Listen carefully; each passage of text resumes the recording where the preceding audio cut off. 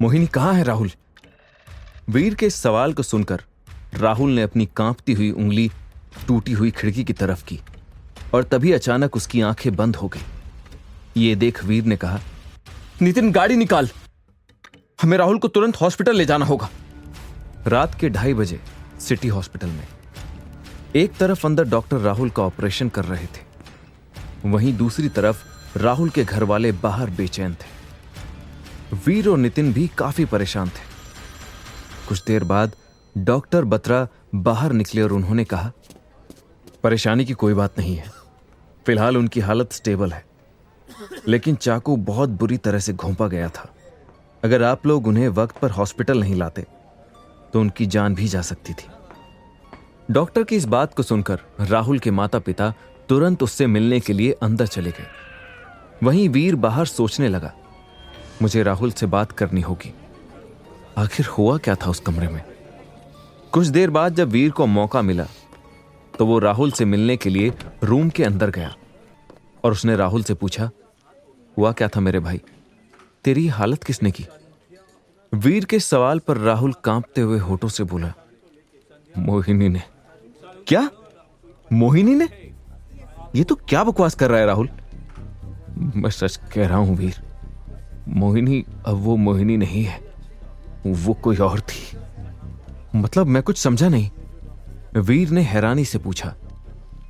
तभी राहुल ने कहा, तुम लोगों से बातें करने के बाद मैं जैसे ही कमरे में गया, मोहिनी घूंघट नीचे करके बिस्तर पर बैठी थी।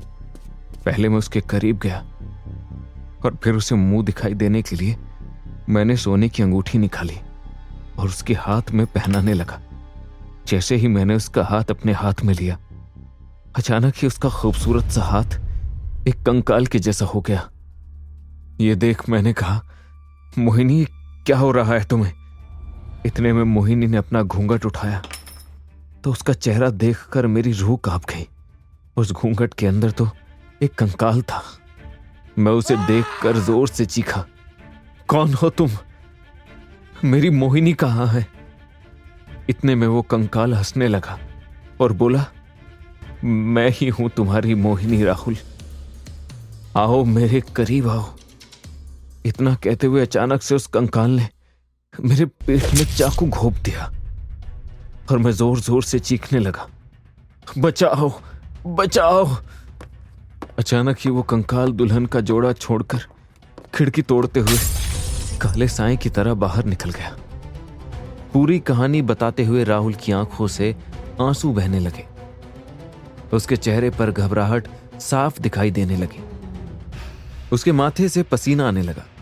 तभी राहुल ने आगे कहा, वो मंजर बहुत डरावना था वीर, वो कंकाल मुझे मार डालेगा।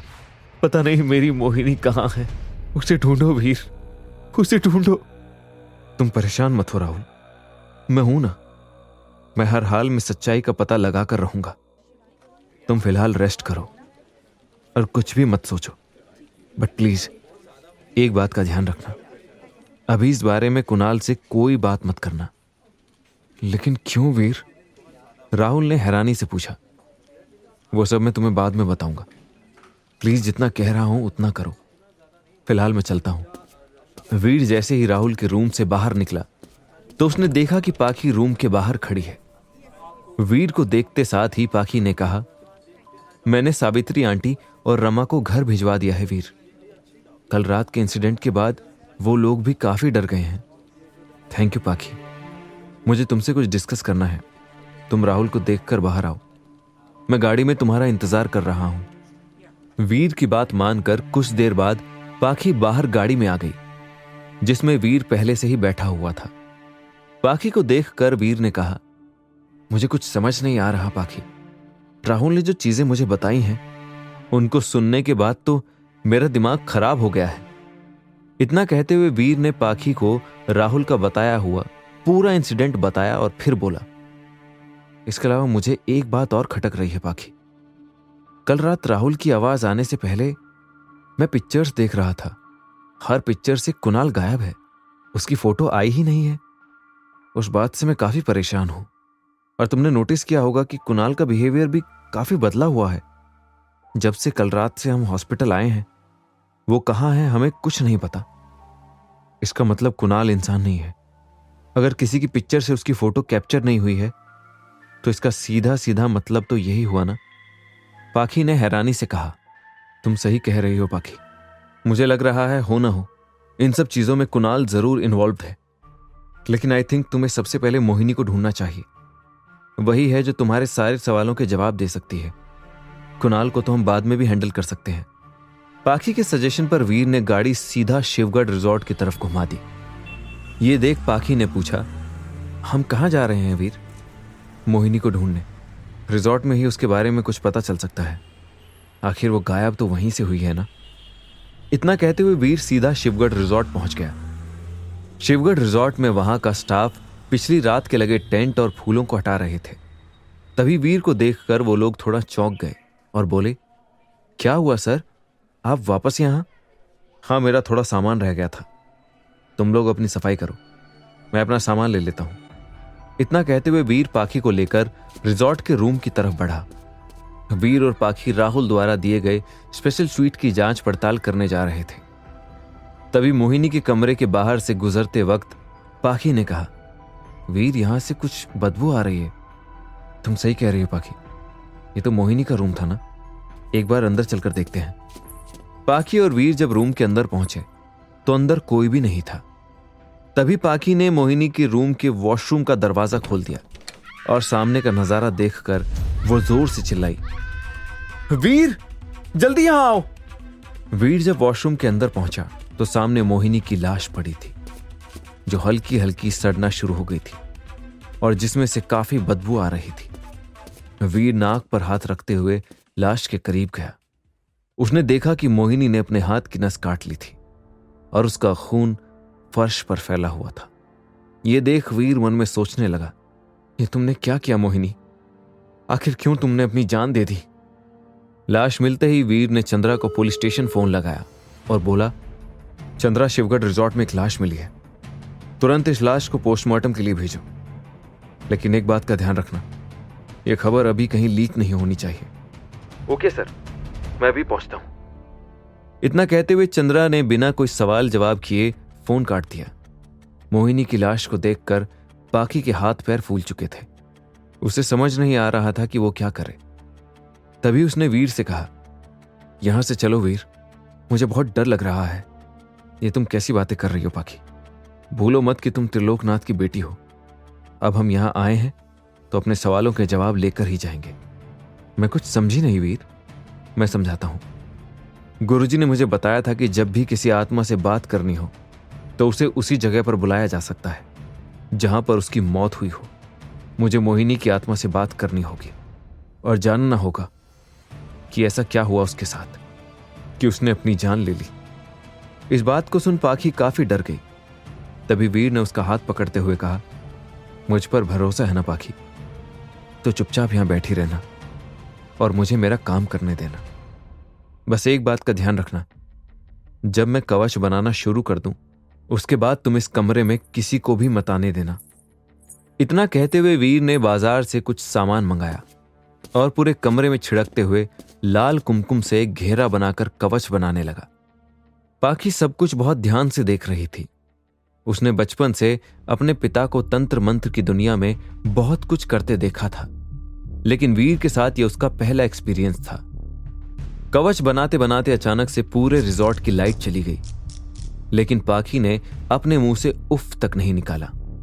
इतने में अचानक से एक जोर हवा का झोंका आया और मोहिनी की छटपटाती हुई आत्मा वीर के बनाए घेरे में आकर बैठ गई और गुस्से से बोली, वीर, क्यों बुलाया है तुमने मुझे यहां?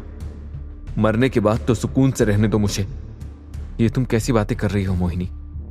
मैं तुम्हारा दोस्त हूं वीर। दोस्त? कैसा दोस्त? कहां थे तुम जब मेरे साथ वो लोग? कौन लोग मोहिनी? क्या हुआ था तुम्हारे साथ? तुमने क्यों इतना बड़ा कदम उठाया? क्यों अपनी जान दे दी तुमने? मुझे बताओ, भगवान कसम मैं कुछ नहीं जानता। वीर के बहुत कहने पर मोहिनी ने बताना शुरू किया। मेहंदी की रात पूरा फंक्शन खत्म होने के बाद मोहिनी अपने रूम में सोने जा रही थी। तभी मोहिनी के नंबर पर राहुल का मैसेज आया, आज एज बॉयफ्रेंड गर्लफ्रेंड हमारी लास्ट नाइट है मोहिनी, क्यों ना इसे मेमोरेबल बनाया जाए। मैं टेरेस पर तुम्हारा वेट कर रहा हूं। राहुल के मैसेज को पढ़कर मोहिनी के चेहरे पर मुस्कान आ गई और वो सीधा टेरेस पर पहुंच गई। टेरेस पर राहुल के साथ कुणाल को देखकर मोहिनी ने कहा, ये यहां क्या कर रहा है राहुल? तुमने कहा था कि यहां तुम अकेले हो। अकेला ही तो हूं मेरी जान। कुणाल कौन सा हमसे अलग है, मेरा जिगरी यार है वो। तो ठीक है, तुम दोस्त लोग एंजॉय करो, मैं नीचे जा रही हूं। इतना कहते हुए मोहिनी नीचे जाने लगी। तभी कुणाल ने उसका हाथ पकड़कर उसे खींच लिया और बोला, कहां जा रही हो डार्लिंग? आज तो हमारी रात रंगीन कर दो। ये क्या बदतमीजी है कुणाल? तुमने देखा राहुल, मैं तुम्हें बताने ही वाली थी। उस दिन भी रूम में ये मेरे साथ बदतमीजी कर रहा था। मोहिनी की बात पर राहुल बोला, तो क्या हो गया मोहिनी? अगर वो तुमसे 2 पल के लिए क्लोज भी हो जाएगा तो उसमें तुम्हारा क्या चला जाएगा? इस बात पर इतना इश्यू क्रिएट करने की क्या जरूरत है? ये तुम क्या कह रहे हो राहुल? तुम्हारा दिमाग खराब है? मैं तुम्हारी होने वाली पत्नी हूं। आई नो बेबी, चिल करो। आजकल की जनरेशन में ये सब कुछ चलता है। वैसे भी कुणाल बहुत दिन से तुम्हें चाहता है, बस एक रात उसे दे दो, बाकी की सारी रातें तो हम दोनों की ही हैं। इतना कहते हुए राहुल वहां से जाने लगा और कुणाल ने मोहिनी को कस के पकड़ लिया। ये देख मोहिनी चिल्लाते हुए बोली, तुम कहां जा रहे हो राहुल? मुझे इसके साथ अकेला छोड़कर। रुको, मैं चिल्लाऊंगी, शोर करूंगी। मोहिनी की बात पर राहुल पीछे मुड़ा और उसे एक जोरदार तमाचा मारते हुए बोला, चुप करो, ज्यादा नौटंकी करने की जरूरत नहीं है, समझ में आया? तुझे जो करना है वो तू कर सकता है कुणाल, मैं यहीं खड़ा हूं। इतना कहते हुए राहुल ने मोहिनी को पकड़ लिया और उस रात कुणाल ने उसकी इज्जत को छलनी छलनी कर डाला। मोहिनी का रेप होने के बाद वो बदहवास सी एक कोने में अपने कपड़ों को लपेटे बैठी थी। उसकी आंखों के आंसू सूख चुके थे। उसे यकीन नहीं हो रहा था कि उसका होने वाला पति, जिससे वो इतना प्यार करती है, उसके साथ ऐसा कर सकता था। राहुल की आंखों के आगे मोहिनी का बलात्कार हुआ था और इस बात का राहुल को कोई गम नहीं था। सुबह होने से पहले कुणाल ने राहुल से कहा, थैंक यू यार, मजा आ गया। अब मैं चलता हूं, तू अपनी प्यारी मोहिनी को संभाल। जैसे ही कुणाल वहां से चला गया, राहुल मोहिनी के पास आया और गुस्से से बोला, आज रात जो कुछ भी हुआ है, अगर तुमने किसी से भी कुछ भी बताने की कोशिश की तो एक बात याद रखना मोहिनी, तुमसे शादी करना तो दूर, मैं तुम्हारी ऐसी बदनामी करूंगा कि तुम कभी नहीं भूलोगी। हमारी इंटीमेट पिक्चर्स हैं मेरे पास, याद रखना। इतना कहते हुए राहुल भी टेरेस से चला गया। राहुल के जाने के बाद मोहिनी ने जैसे तैसे खुद को संभाला और अपने रूम में पहुंची। पिछली रात उसके साथ जो कुछ हुआ था, उसके बाद उसने फैसला किया, मेरा मर जाना ही ठीक है, अब मैं जीकर क्या करूंगी। इतना सोचते हुए मोहिनी ने अपने हाथ की नस काट ली और अपने आप को वॉशरूम में लॉक कर लिया। उस रात की कहानी बताते हुए मोहिनी की आत्मा गुस्से में पागल हो गई और बोली, मैं राहुल और कुणाल को छोड़ूंगी नहीं। जब तक मैं उन दोनों को मार नहीं देती तब तक मुझे मोक्ष नहीं मिलेगा। क्या करेगा वीर सारी सच्चाई जानने के बाद? क्या सचमुच मेहंदी की रात जो कुछ भी मोहिनी के साथ हुआ उसमें राहुल शामिल था, या राहुल के भेष में वो कोई और था? क्या मोहिनी को मोक्ष दिला पाएगा वीर? आगे क्या मोड़ लेगी ये कहानी? इन सभी सवालों के जवाब जानने के लिए सुनते रहिए मोक्ष, आपके अपने पॉकेट एफएम पर।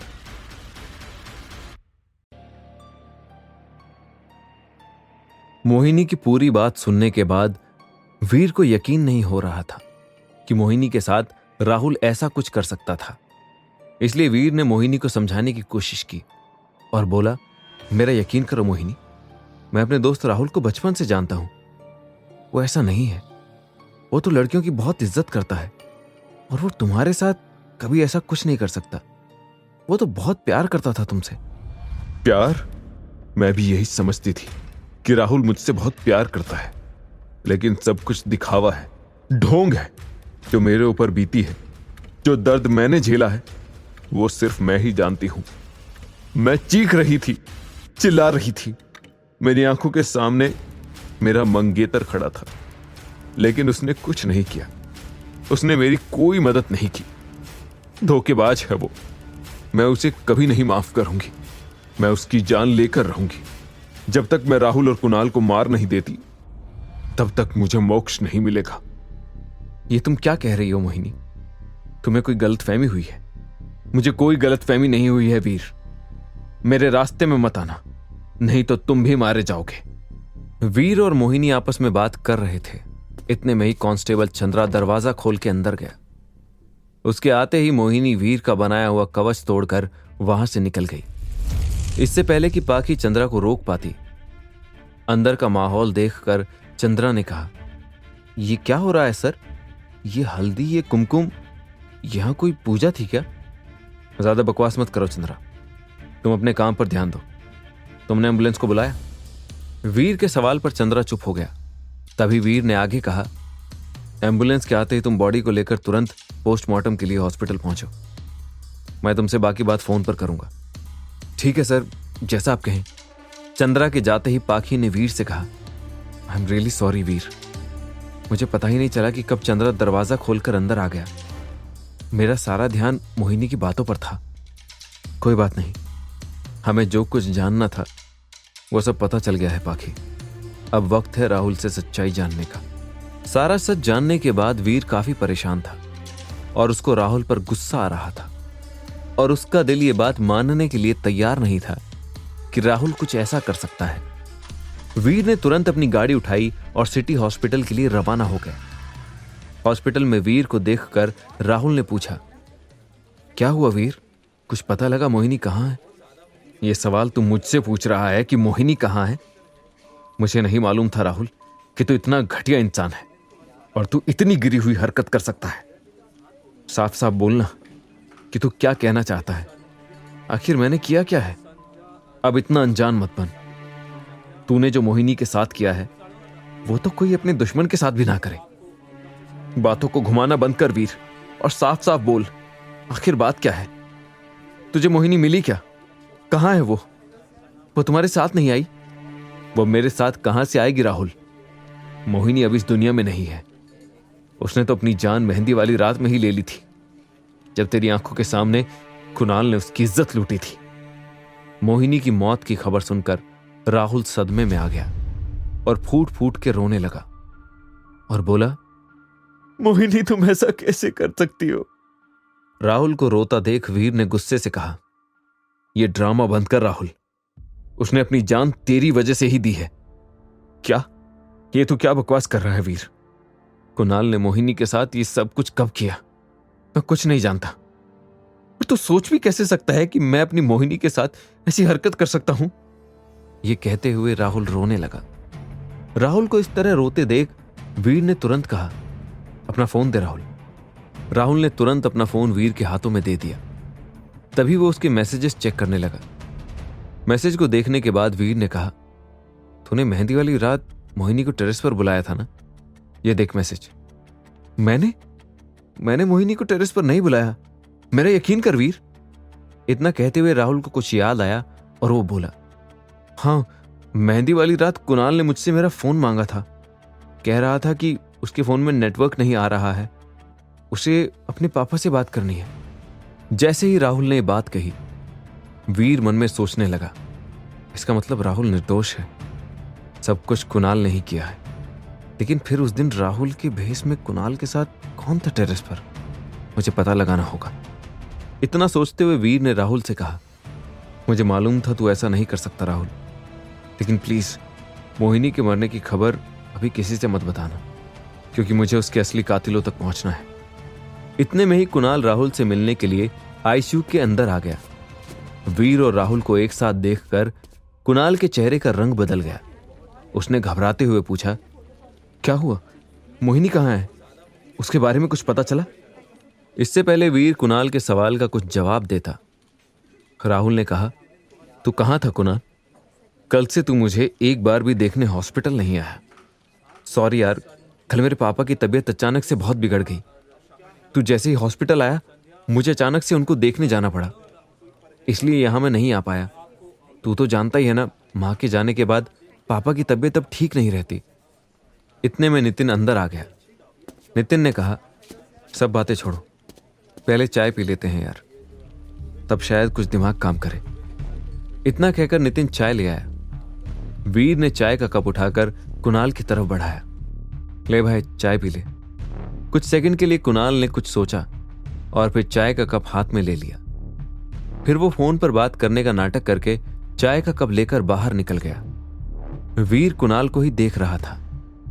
उसने जाते समय चाय का पूरा कप डस्टबिन में डाल दिया और दांतों को पीसते हुए बाहर चला गया। कुणाल का ये अजीब रवैया देखकर वीर मन में सोचने लगा, हो ना हो, जरूर ये कोई शैतानी ताकत है। ये मेरा कुणाल नहीं हो सकता, मुझे इसका पीछा करना होगा। बाहर निकलते ही वीर कुणाल का पीछा करने लगा। उसने सोचा, आज मालूम करके ही रहूंगा, आखिर ये कुणाल इतना अलग तरह से क्यों बिहेव कर रहा है। वीर दबे पांव कुणाल का पीछा करने लगा। जैसे ही कुणाल पार्किंग लॉट में पहुंचा, वो गाड़ी में बैठ गया। वीर भी उसके पीछे पीछे अपनी गाड़ी लगाए हुए था कि तभी अचानक वीर के फोन पर पाखी की कॉल आ गई। हेलो पाखी, बताओ क्या हुआ। पाखी ने दूसरी तरफ से कहा, मुझे तुमसे एक बात बतानी है वीर। आज जब मैं अपने घर जा रही थी तो मुझे रास्ते में कुणाल के पापा मिल गए। मैंने उनसे पूछा, अंकल आपकी तबीयत अब कैसी है?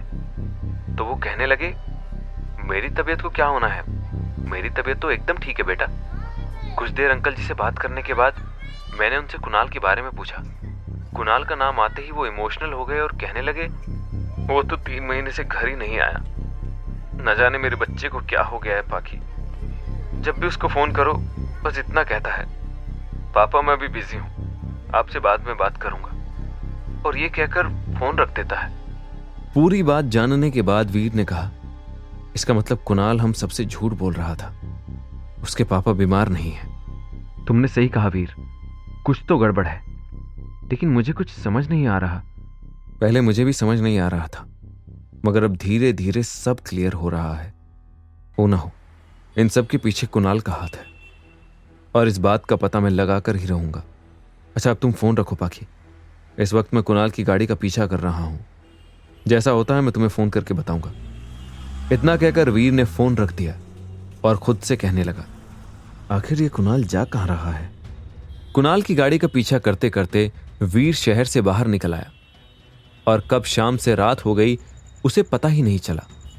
अचानक कुणाल ने अपनी गाड़ी एक जंगल की तरफ मोड़ दी। ये देख वीर ने खुद से कहा कि जंगल में क्यों जा रहा है। इतना कहते हुए वीर भी अपनी गाड़ी से उतर गया और कुणाल का पीछा करने लगा। जैसे जैसे कुणाल आगे बढ़ रहा था, उसे किसी के कदमों की आवाज सुनाई दे रही थी। वो जैसे ही पीछे मुड़ा, उसने खुद से कहा, लगता है मेरे पीछे कोई आ रहा है, लेकिन यहां कौन आएगा।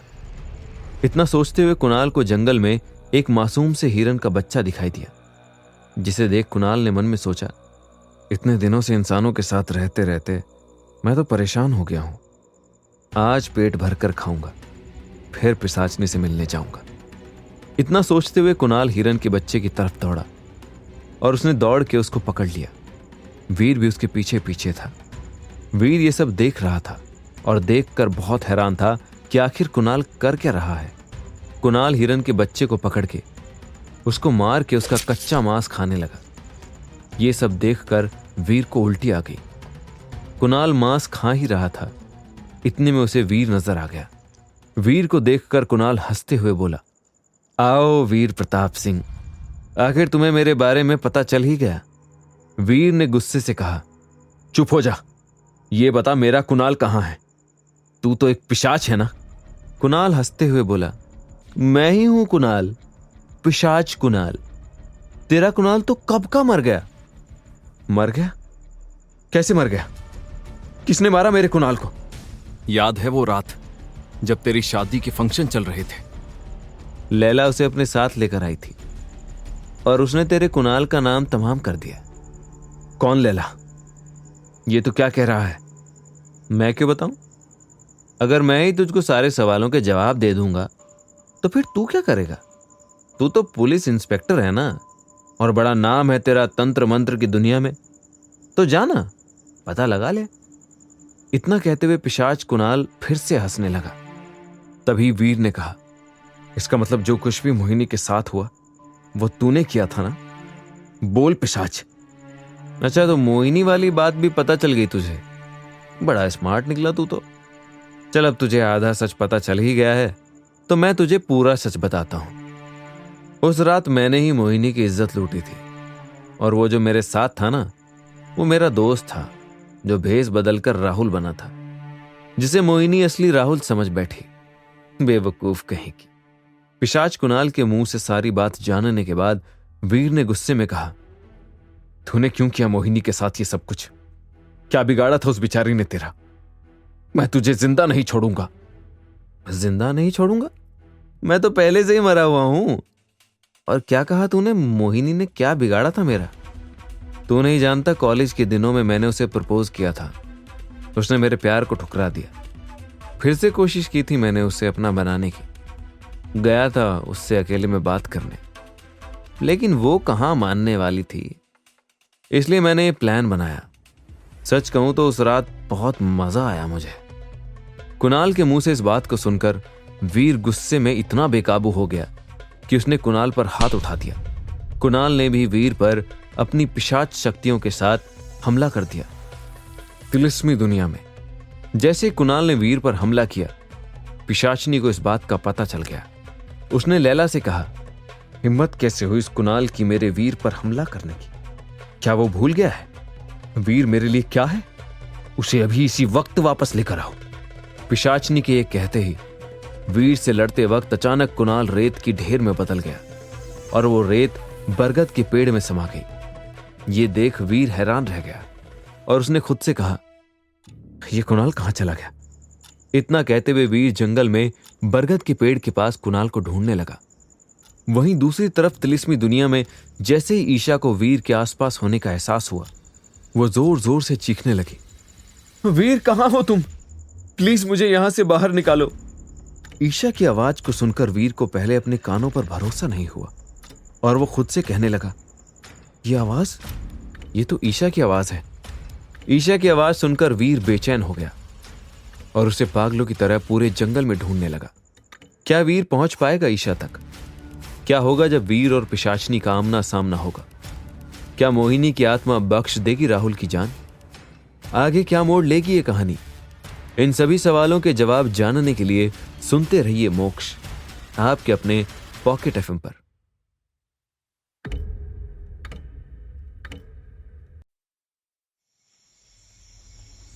ईशा यहां इस जंगल में?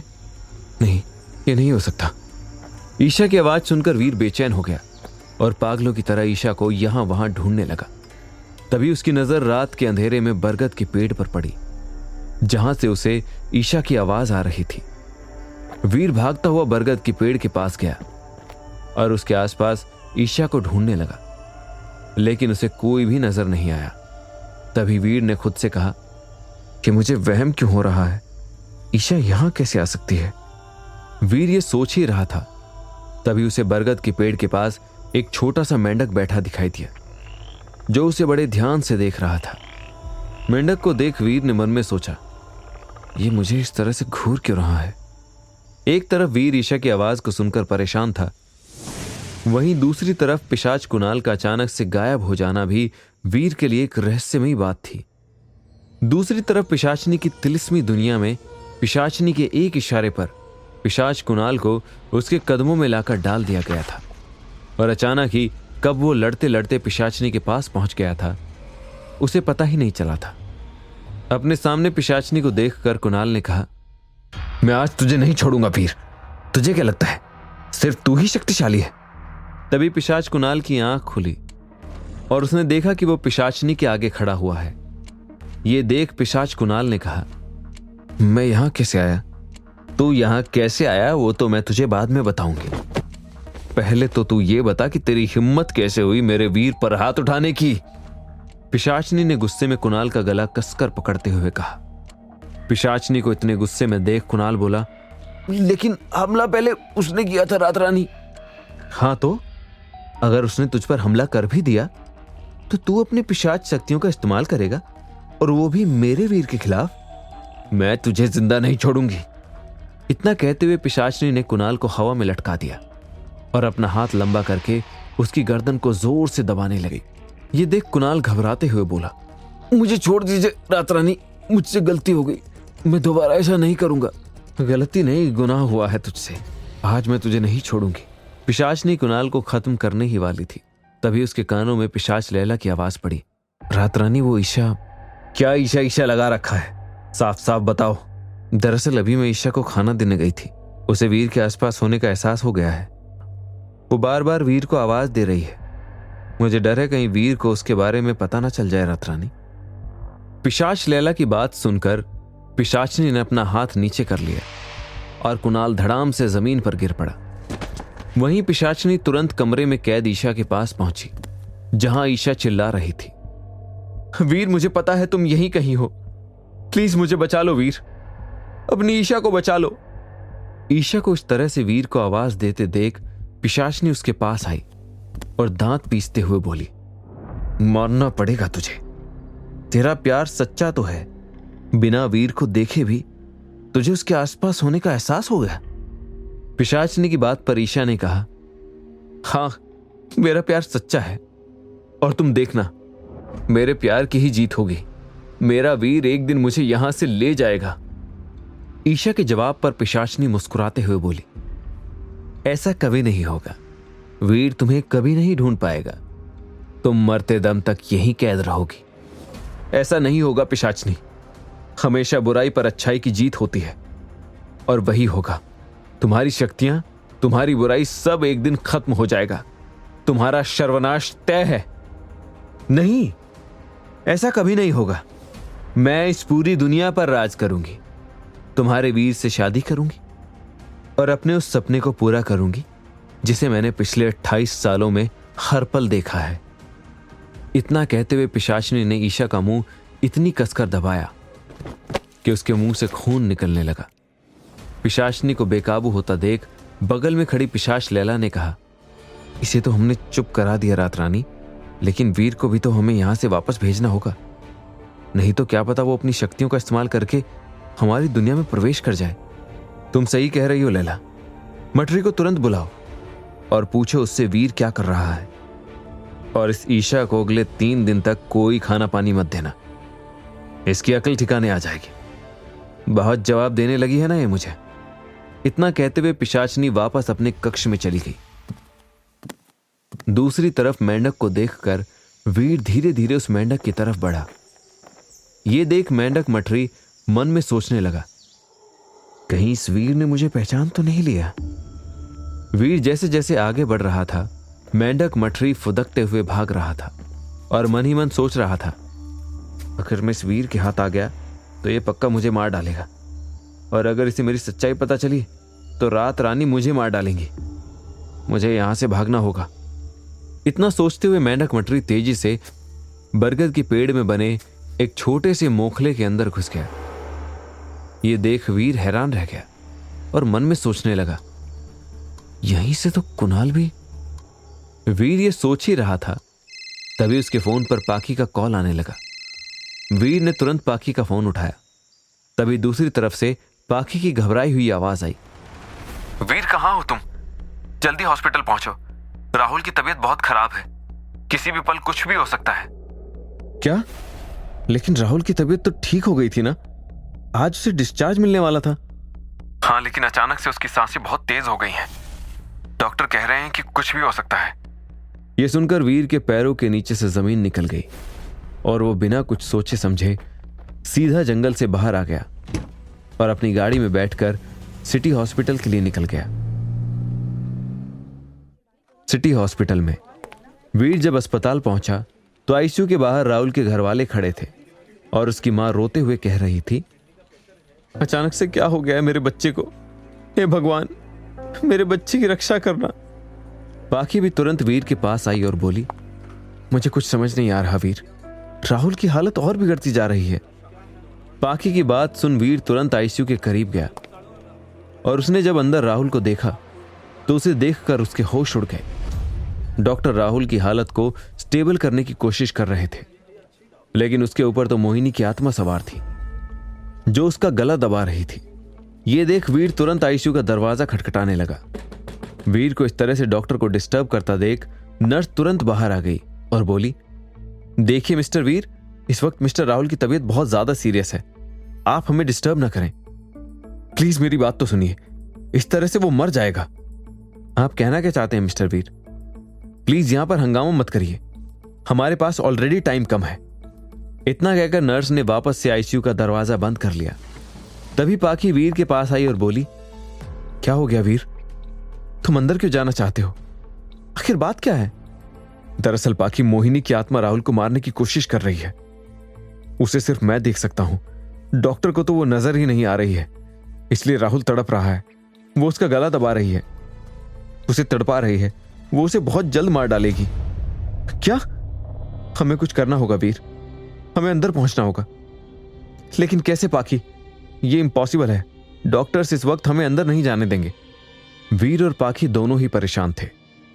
उन्हें समझ नहीं आ रहा था कि वो आखिर करे क्या। वहीं दूसरी तरफ वीर का दोस्त राहुल आईसीयू में तड़प रहा था। तभी पाखी ने अपना दिमाग चलाया और उसने तुरंत इमरजेंसी में नर्स को बाहर बुलाया और बोली, मैं एक रिपोर्टर हूं और मेरा नाम पाखी है। हमारी टीम को खबर मिली है कि आपके हॉस्पिटल में जानबूझकर पेशेंट को गलत ट्रीटमेंट दिया जा रहा है ताकि वो लंबे समय तक आपके हॉस्पिटल में रहें। ये आप क्या कह रही हैं मिस पाखी? आपका दिमाग तो ठीक है, आप इतना बड़ा एलिगेशन कैसे लगा सकती हैं हम पर? यह एलिगेशन नहीं है, सच्चाई है। मुझे आपके डॉक्टर्स के हेड डॉक्टर टंडन से मिलना है, अभी इसी वक्त उन्हें यहां बुलाएं। लेकिन मैं अभी उन्हें यहां नहीं बुला सकती, वो इस वक्त एक बहुत क्रिटिकल पेशेंट को देख रहे हैं। देखिए, अगर आपने उन्हें अभी नहीं बुलाया तो मैं ये न्यूज़ पूरे मीडिया में छाप दूंगी और फिर आपके हॉस्पिटल की जो बदनामी होगी उसकी जिम्मेदार आप खुद होंगी। पाखी की बातों को सुन नर्स अंदर गई और उसने डॉक्टर टंडन से पूरी बात बताते हुए कहा, आपको इस वक्त बाहर जाना होगा डॉक्टर, नहीं तो हमारे हॉस्पिटल का नाम खराब हो जाएगा। आपको उस जर्नलिस्ट को हैंडल करना होगा। नर्स की बात मानकर डॉक्टर टंडन तुरंत बाहर आ गए और उन्होंने राहुल का केस असिस्टेंट डॉक्टर पर छोड़ दिया। डॉक्टर टंडन को बाहर आता देख पाखी ने वीर को हाथों से इशारा किया और दरवाजा खुलते ही वीर रूम में घुस गया। एक तरफ पाखी डॉक्टर टंडन को अपनी बातों में बहलाए हुए थी और उनके हॉस्पिटल पर सिर्फ शक के बिना पर उल्टे सीधे आरोप लगा रही थी।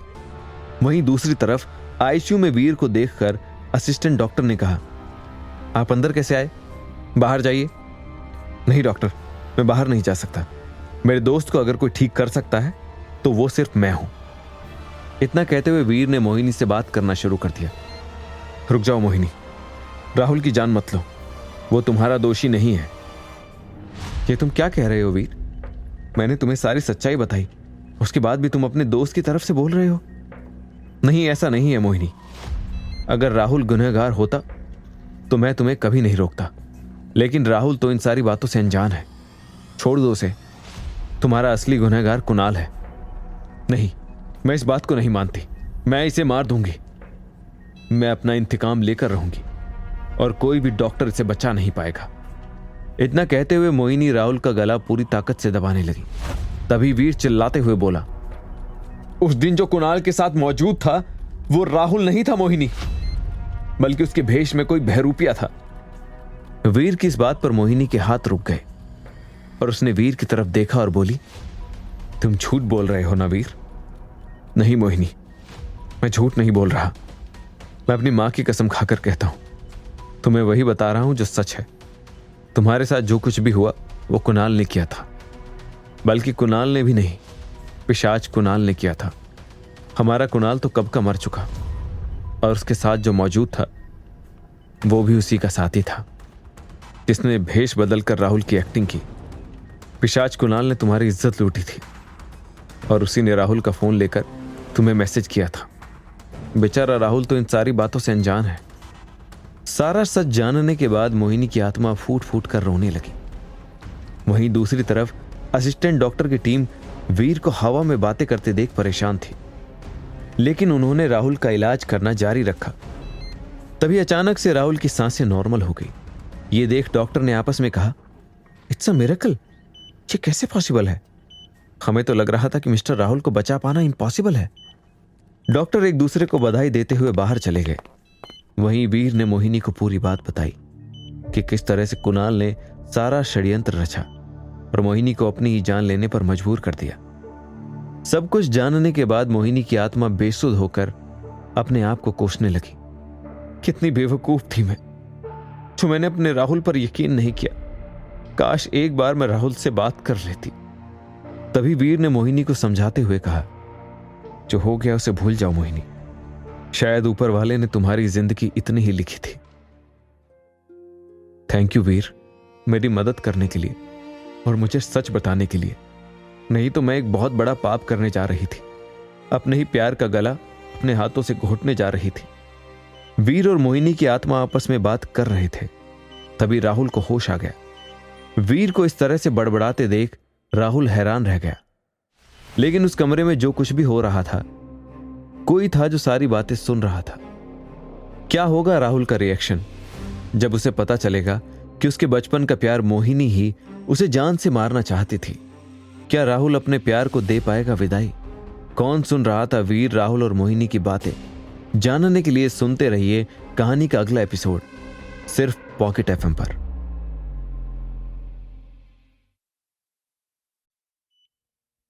राहुल को होश में आता देख वीर ने कहा, राहुल तो ठीक है? मेरे यार, भगवान का लाख लाख शुक्र है। हाँ, मैं तो ठीक हूं वीर, लेकिन तू किससे बातें कर रहा है? और मुझे हुआ क्या था? कुछ नहीं राहुल, तू आराम कर। इतना कहकर वीर ने बात खत्म करना चाही, लेकिन तभी मोहिनी ने कहा, मेरे जाने से पहले एक बार मेरी राहुल से बात करवा दो वीर। मैं उससे अपनी गलतियों की माफी मांगना चाहती हूं। एक बार उसे छूना चाहती हूं। उसे एहसास दिलाना चाहती हूं कि मेरा प्यार हमेशा उसके साथ रहेगा। मोहिनी की बातें सुनकर वीर राहुल से सब कुछ बताने वाला था। तभी राहुल बोल पड़ा, मोहिनी के कातिलों के बारे में कुछ पता चला वीर? राहुल के सवाल पर वीर ने हिम्मत जुटाते हुए कहा, हाँ राहुल, सारा सच सामने आ चुका है। मोहिनी का असली गुनहगार पिशाच कुणाल था। पिशाच कुणाल शब्द सुनकर राहुल हैरान था। तभी वीर ने उसे पूरी कहानी बताई और फिर बोला, मोहिनी यहीं तुम्हारे सामने है राहुल। यह सुनकर राहुल की आंखें मोहिनी को ढूंढने लगी। तभी अचानक से राहुल को अपने सामने मोहिनी की आत्मा दिखाई दी। मोहिनी को अपने सामने देखकर राहुल की आंखों में आंसू आ गए। तभी मोहिनी ने कहा, मुझे माफ कर दो राहुल, मैंने तुम पर विश्वास नहीं किया और तुम्हें इतना गलत समझा। काश मैं सब कुछ ठीक कर सकती। मोहिनी की बातें सुनकर राहुल ने भी भरी हुई आवाज में कहा, गलती तुम्हारी नहीं मेरी है मोहिनी। काश मैंने तुम्हारी बात मान ली होती और उस कुणाल को हल्दी के दिन ही मुंह तोड़ जवाब दिया होता तो आज ये नौबत नहीं आती। मुझे माफ कर दो, मैंने तुम पर विश्वास नहीं किया और अपने उस घटिया दोस्त पर विश्वास किया। अब जो हो गया हम उसे नहीं बदल सकते राहुल। किस्मत को शायद यही मंजूर था। इतना कहते हुए मोहिनी राहुल के पास आई और उसके चेहरे को छूकर उसके माथे को चूमते हुए बोली, अब मुझे जाना होगा, शायद हमारा साथ यहीं तक था। इतना कहकर मोहिनी राहुल से दूर हो गई। तभी राहुल रोते हुए बोला, मैं तुम्हारे बिना नहीं जी पाऊंगा मोहिनी, मुझे भी अपने साथ ले चलो। ऐसा मुमकिन नहीं है राहुल, तुम्हें मेरे लिए जीना होगा, अपने हर सपने को पूरा करना होगा और अपनी जिंदगी में आगे बढ़ना होगा। बस एक बात हमेशा याद रखना, तुम्हारी मोहिनी हमेशा तुम्हारे साथ है। इतना कहते हुए मोहिनी की छवि धीरे धीरे धुंधली होती गई और अपने प्यार को अपने से दूर जाता देख राहुल खुद को रोक नहीं पाया और फूट फूट कर रोने लगा। ये देख वीर उसके पास गया और उसे कंसोल करते हुए बोला, चुप हो जा मेरे यार, मैं तेरे दर्द को समझ सकता हूं। धीरे धीरे मोहिनी की आत्मा को मोक्ष मिल गया और वो इस दुनिया से चली गई। वीर राहुल को कंसोल कर ही रहा था, तभी उसके कान में पाखी की आवाज पड़ी, आपको मुझे जवाब देना होगा मिस्टर टंडन। आप इस तरह से बिना जवाब दिए नहीं जा सकते, नहीं तो मैं आपके हॉस्पिटल की न्यूज लाइव कर दूंगी। पाखी की आवाज सुनकर वीर मन में सोचने लगा, ओह शिट, पाखी अभी तक डॉक्टर के साथ झगड़ा कर रही है, मुझे उसे रोकना होगा। इतना सोचते हुए वीर ने जल्दी से पाखी को मैसेज किया, राहुल अब ठीक है पाखी, तुम अपना ड्रामा बंद कर सकती हो। पाखी ने जैसे ही वीर का मैसेज पढ़ा वो अचानक से शांत हो गई और डॉक्टर को समझाते हुए बोली, ठीक है डॉक्टर टंडन, अगर आप कह रहे हैं कि आपके अस्पताल में कुछ ऐसा नहीं हो रहा है तो मैं विश्वास कर रही हूं, लेकिन अगली बार मुझे ऐसी कोई भी न्यूज मिली तो मैं आप लोगों को छोड़ूंगी नहीं। इतना कहकर पाकी हॉस्पिटल से बाहर आ गई। उसके जाते ही डॉक्टर और पूरा स्टाफ सोचने लगा, अजीब लड़की है, इतना हंगामा करने के बाद इतनी शांति से वापस चली गई। वहीं दूसरी तरफ वीर कमरे में ही था। राहुल का परिवार अपने बेटे को होश में देखकर काफी ज्यादा खुश था। तभी वीर की नजर कमरे की खिड़की पर बैठे मेंढक पर पड़ी, जो कान लगाकर सारी बातें सुन रहा था। फिर से मेंढक को देखकर वीर मन में सोचने लगा, मेंढक, ये तो मुझे जंगल में, ये यहां हॉस्पिटल में कैसे आया? जैसे ही मेंढक मठरी ने देखा कि वीर उसे घूर रहा है तो वो सोचने लगा, अब तो तेरी खैर नहीं मठरी, लगता है वीर ने तुझे पहचान लिया है, यहां से निकल ले। इतना सोचकर मठरी अपनी शक्ति का इस्तेमाल करके एक पल में वहां से गायब हो गया। यह देख वीर हैरान रह गया और मन में सोचने लगा, यह मेंढक कोई साधारण मेंढक नहीं है, मुझे इसके बारे में पता लगाना होगा। दूसरी तरफ पिशाचनी की तिलिस्मी दुनिया में पिशाचनी ने पिशाच कुणाल को मार मार कर उसका बुरा हाल कर दिया था। उसके पूरे शरीर पर जख्म थे और वो दर्द में कर्रा रहा था और पिशाचनी से कह रहा था, मुझे छोड़ दो रात रानी, मुझसे गलती हो गई, आइंदा से मैं वीर को नजर उठाकर भी नहीं देखूंगा। पिशाचनी कुणाल पर अपना गुस्सा निकाल रही थी। तभी वहां मेंढक मठरी प्रकट हो गया। मठरी को अपने सामने देख पिशाचनी ने कहा, बोलो क्या खबर लाए हो मठरी? खबर अच्छी नहीं है रात रानी, उस वीर को मुझ पर शक हो गया है। मुझे तो लगता है कि वो मुझे पहचान गया है। ये क्या बक रहे हो? मैं बिल्कुल सच कह रहा हूं रात रानी, जब वो जंगल में था तब भी उसने मुझे देख लिया और अभी अस्पताल में भी उसने मुझे देख लिया। मुझे तो लगता है कि अब मैं पकड़ा जाऊंगा, कुछ दिनों के लिए मुझे यहीं रहने दीजिए। मेंढक मठरी की बातें सुनकर पिशाचनी को गुस्सा आया ही था। तभी अचानक से शैतानी किताब का साया बोल पड़ा, वैसे इतनी भी बुरी खबर नहीं लाया है मेंढक मठरी तुम्हारे लिए रात रानी, क्योंकि वैसे भी अब तो तुम इंसानी दुनिया में प्रवेश करने वाले हो, तो तुम्हें इस टट्टू की क्या ही जरूरत। काले साये की इस बात को सुनकर पिशाचनी का गुस्सा एक पल में ही शांत हो गया और उसके चेहरे पर एक अजीब सा सुकून दिखाई देने लगा। तभी उसने उत्सुक होकर पूछा, सच में क्या मैं बाहरी दुनिया में जा सकती हूं? बिल्कुल जा सकती हो, सही समय अब आ चुका है। यह सुनकर रात रानी खुशी से झूमने लगी। तभी काले साये ने कहा, रुक जाओ रात रानी, बाहर तो तुम चली जाओगी, लेकिन ये सोचा है कि वीर के घर में कैसे प्रवेश करोगी? क्या रणनीति बनाई है तुमने? जानती हो ना, उसके घर में प्रवेश करना तुम्हारे लिए इतना आसान नहीं होने वाला। इस बात को सुनकर पिशाचनी के चेहरे का रंग उड़ गया और वो मन में सोचने लगी, ये तो मैंने सोचा ही नहीं। वीर के घर में प्रवेश करने के लिए मुझे कुछ करना होगा, नहीं तो उसके सामने मेरा असली चेहरा आ जाएगा। इस बात को सोचकर पिशाचनी को इतना कसकर गुस्सा आया कि उसने पूरी तिलस्मी दुनिया को हिलाकर रख दिया। तेज तेज हवा चलने लगी। तभी पिशाच इधर उधर उड़ने लगे और पिशाचनी गुर्राते हुए बोली, नहीं, मैं अपनी मेहनत को बेकार नहीं होने दूंगी। वीर के घर में कैसे घुसना है इसका तोड़ मैं निकाल लूंगी। इतना सोचते हुए पिशाचनी के शैतानी दिमाग में एक रणनीति आ गई। दूसरी तरफ सिटी हॉस्पिटल में मोहिनी को मोक्ष दिलाने के बाद वीर रात भर राहुल के साथ हॉस्पिटल में ही रहा और फिर अगली सुबह राहुल से विदा लेकर वहां से बाहर निकला ही था। तभी उसे हॉस्पिटल के गेट पर कुणाल के पापा मिल गए, जो अपने बेटे से मिलने की उम्मीद में वहां आए थे। वीर को देखकर कुणाल के पापा ने कहा, बेटा वीर, कुणाल अंदर है क्या? मैंने सुना है कि वो अपनी नौकरी से छुट्टी लेकर राहुल की शादी में आया था और अब वो यहां अस्पताल में है। कुणाल के पापा की बातें सुनकर वीर काफी परेशान हो गया, लेकिन उसने हिम्मत जुटाते हुए कुणाल के पापा से कहा, अंकल, कुणाल कभी नहीं आएगा और जो आपसे फोन पर बातें करता था वो आपका कुणाल नहीं था, बल्कि एक पिशाच था। हमारा कुणाल तो कब का मर चुका। नहीं, ये नहीं हो सकता, तुम झूठ बोल रहे हो, मेरा कुणाल जिंदा है, वो मर नहीं सकता। इतना कहते हुए कुणाल के पापा फूट फूट कर रोने लगे और अस्पताल के गेट पर ही जमीन पर बैठ गए। वीर ने काफी देर तक कुणाल के पापा को समझाया और उन्हें पूरी बात बताई और फिर उन्हें समझा बुझाकर अपनी जीप में घर छोड़ने गया। जैसे ही कुणाल का घर आया, उसके पापा बेसुध होकर गाड़ी से उतर गए। तभी वीर ने कहा, अंकल एक बात का ध्यान रखिएगा, हो सकता है कि वो पिशाच आपसे फिर से कांटेक्ट करने की कोशिश करे और आपको आपके बेटे का वास्ता देकर बेवकूफ बनाने की कोशिश करे। प्लीज उसकी झांसे में मत आइएगा और अगर ऐसा कुछ होता है तो सबसे पहले मुझे इन्फॉर्म करिएगा। वीर की बात पर कुणाल के पापा ने कोई जवाब नहीं दिया और चुपचाप अपने घर के अंदर चले गए। वीर कुणाल के पापा को छोड़कर पुलिस स्टेशन के लिए निकल चुका था। तभी उसके पास रास्ते में कांस्टेबल चंद्रा का फोन आ गया। जैसे ही वीर ने फोन उठाया, चंद्रा घबराते हुए बोला, सर कहाँ हैं आप? सुबह के 11 बज रहे हैं।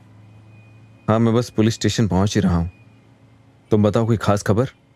सर आप पुलिस स्टेशन नहीं, सीधे एमएलए ऋतुराज शिंदे के घर पहुंचिए। हम सभी भी वहीं जा रहे हैं। लेकिन क्यों चंद्रा, आखिर बात क्या है? पूरी बात तो मुझे नहीं पता सर, लेकिन इतना जरूर पता है कि एमएलए साहब की जान को खतरा है, इसलिए उन्होंने आसपास की पुलिस स्टेशंस में कॉल करके अपने लिए सिक्योरिटी बुलाई है। इतना कहते हुए चंद्रा ने कॉल काट दिया और वीर ने भी अपनी गाड़ी एमएलए ऋतुराज शिंदे के घर की तरफ मोड़ दी। कुछ देर बाद ऋतुराज शिंदे के बंगले पर वीर जब अपनी टीम के साथ एमएलए के घर पहुंचा तो पुलिस ऑफिसर्स को देखकर ऋतुराज शिंदे घबराते हुए बोला, मुझे बचा लो इंस्पेक्टर, वो मुझे मार डालेगा। कौन? आप किसकी बात कर रहे हैं सर? वीर ने बड़ी समझदारी से पूछा। तभी ऋतुराज आगे बोला, वो उसके हाथ में छुरा है, उसकी आवाज बहुत डरावनी है। उसने मुझसे कहा है कि वो मुझे तड़पा तड़पा कर मारेगा। लेकिन कौन है वो? दिखता कैसा है? आपको कहां पर मिला? वीर ने एक साथ कई सारे सवाल पूछे। तभी ऋतुराज शिंदे बोला, नहीं वो दिखता नहीं है। दिखता नहीं है मतलब? आप कहना क्या चाहते हैं सर? साफ साफ बताइए। उसका सर नहीं है, सिर्फ धड़ है, हाथ में एक छुरा है। वो सिरकटा आदमी है। सिरकटा आदमी? यह सुनकर वीर हैरान रह गया। तभी चंद्रा ने कहा, लगता है एमएलए साहब पगला गए हैं सर, कुछ भी बक रहे हैं। चुप करो चंद्रा, मुझे बात करने दो। इतना कहकर वीर ने चंद्रा को चुप करा दिया। तभी ऋतुराज शिंदे बोला, मैं सच कह रहा हूं, उसका सिर नहीं है, वो सिरकटा है। उसने मुझसे कहा है वो मुझे मार डालेगा। मुझे बचा लो वीर, मैंने बहुत सुना है तुम्हारे बारे में, तुमने बड़े बड़े केस सॉल्व किए हैं, मुझे बचा लो। वो सब तो ठीक है सर, लेकिन प्लीज आप थोड़ा काम डाउन हो जाइए, हम आराम से बात करते हैं। जैसे ही वीर ने कहा, ऋतुराज शिंदे पागलों की तरह चिल्लाने लगा, क्या आराम से बात करते हैं? तुम्हें मैं पागल दिखाई दे रहा हूं? मैं सच कह रहा हूं, मुझे बचा लो, नहीं तो मैं तुम्हें सस्पेंड करवा दूंगा वीर प्रताप सिंह। मैं भी डीआईजी को फोन मिलाता हूं। इतना कहकर ऋतुराज पांडे ने अपना फोन निकाल लिया और वो वीर को धमकी देने लगा। यह देखकर वीर हैरान रह गया। इससे पहले कि ऋतुराज शिंदे फोन मिलाता, उसकी बीवी सुरभि भागते हुए अंदर से बाहर आई और अपने पति के हाथ से फोन छीनते हुए बोली, पागल हो गए हैं आप? ये क्या करने जा रहे हैं? आखिर किया क्या है इस लड़के ने? ये मेरी बात मान नहीं रहा है सुरभि, इसे लग रहा है कि मैं झूठ बोल रहा हूं। तुम तो जानती हो ना उस सरकटे आदमी के बारे में जिसने मुझे जान से मारने की धमकी दी है। हाँ, मैं सब जानती हूं, मैं वीर से बात करती हूं, आप शांत हो जाइए। इतना कहकर सुरभि ने अपने पति ऋतुराज शिंदे को आराम से सोफे पर बैठा दिया और वीर को इशारा करते हुए बोली, तुम मेरे साथ अंदर चलोगे? मुझे तुमसे कुछ बात करनी है। आखिर ऐसी क्या बात करने वाली थी एमएलए की बीवी वीर से? क्या सच में ऋतुराज शिंदे को कोई सरकटा आदमी दिखता था या ये उसके दिमाग का वहम था? कैसे करेगा वीर इस केस को सॉल्व? क्या होगा जब पिशाचनी वीर की जिंदगी में प्रवेश करेगी? जानने के लिए सुनते रहिए कहानी का अगला एपिसोड सिर्फ पॉकेट एफएम पर।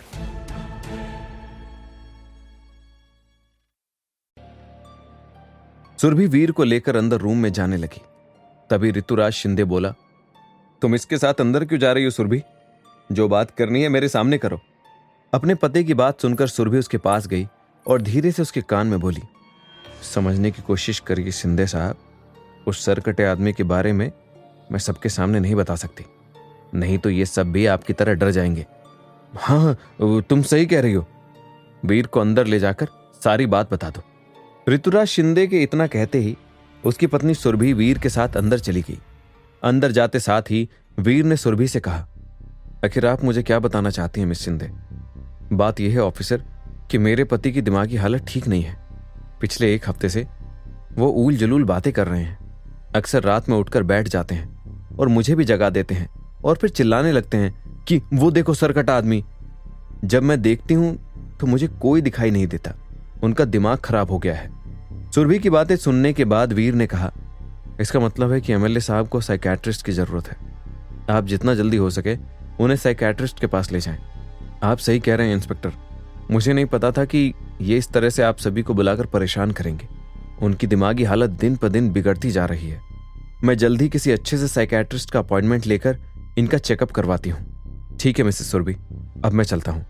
इतना कहकर वीर बाहर निकलने ही वाला था, तभी सुरभि ने कहा, प्लीज इंस्पेक्टर, मेरे पति के सामने कोई बात मत करिएगा और सिर्फ इतना कहिएगा कि आप उनकी परेशानी समझ चुके हैं और उनकी प्रोटेक्शन के लिए बहुत जल्दी ही वापस आ जाएंगे। वीर सुरभि की बात समझ गया और उसने बाहर निकलकर ऋतुराज शिंदे से कहा, मैं आपकी परेशानी समझ चुका हूं सर, मैं अपनी टीम के साथ कुछ ही देर में वापस आता हूं। इतना कहकर वीर चंद्रा के साथ एमएलए के घर से वापस आ गया।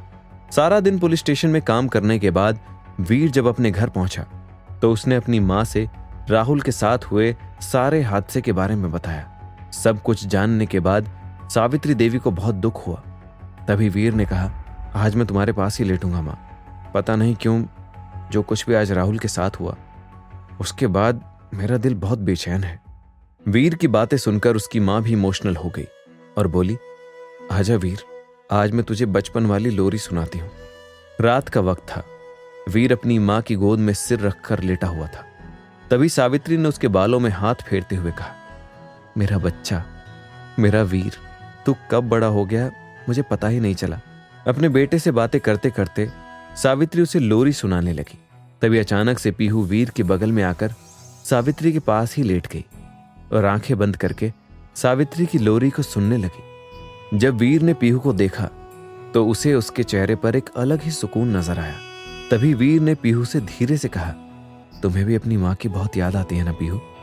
वीर के सवाल पर पीहू ने मुस्कुराते हुए कहा, नहीं बड़ी, मुझे मेरी मां की याद नहीं आती। वो तो मेरे पास है ना। तुम्हारे पास? वीर के सवाल पर पीहू का चेहरा उतर गया। तभी उसने बात बदलते हुए कहा, तुम समझे नहीं बड़ी, मेरी मां मेरे दिल में है।